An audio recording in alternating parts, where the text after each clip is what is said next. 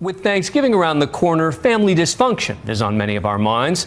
But in one courtroom today, it's at a different level entirely. A mother of 5 accused of enlisting 2 hitmen to try to kill her husband. But this pernicious pair, not exactly pros. No, they were family. You could call it an inside job. Why they allegedly plotted to kill him and how they got caught after he survived is the stuff movies are made of. It's part of our series, Crime and Punishment. Robert Bessie is the worst kind of witness if you're on trial for attempted murder. He's the alleged victim, and he's alive. I felt a hot sensation here and towards the back of my neck. Bessie testified in the trial of his ex-wife, Amy, now accused of recruiting her own brother and son to kill Robert weeks before their divorce was final, and weeks before she might no longer be eligible to collect on his $250,000 life insurance policy. The only thing they didn't plan for was for Robert to survive, which he did. Prosecutors say it all started when the Bessie's marriage of 18 years fell apart in Las Vegas, Nevada. Robert was driving to his job at 4:35 in the morning when he heard a loud sound and felt a distinct pain in his neck. I'm on the highway, I'm still conscious. In court, his 911 call was played for jurors. I don't know if I get shot but I'm bleeding like hell. Would it be fair to say, doctor, that Robert Bessie's lucky to be alive today? Extremely lucky.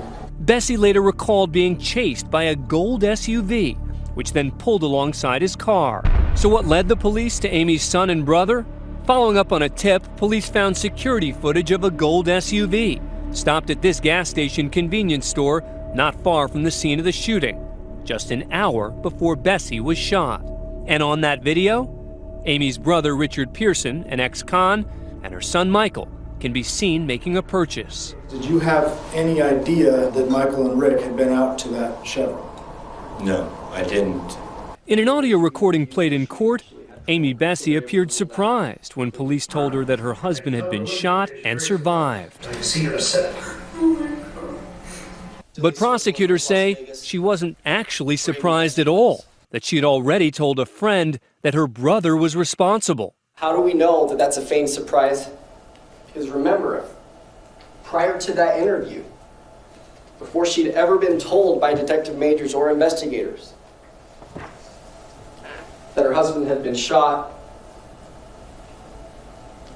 Charity had told Julie that her son Michael was innocent and that her brother Rick was actually the guilty one. What leads people to think they're going to get away with it? That just goes to how amateur people are, and they've watched television, and they think they can be one step beyond law enforcement by pulling together some folks, and they'll never get caught. They don't think down the road. They're only thinking about the goal, and the goal is the insurance money. Robert Bessie testified that he moved out after her son Michael, from a previous marriage, who he had adopted, made their married life difficult. Michael Bessie, he identifies in the surveillance video.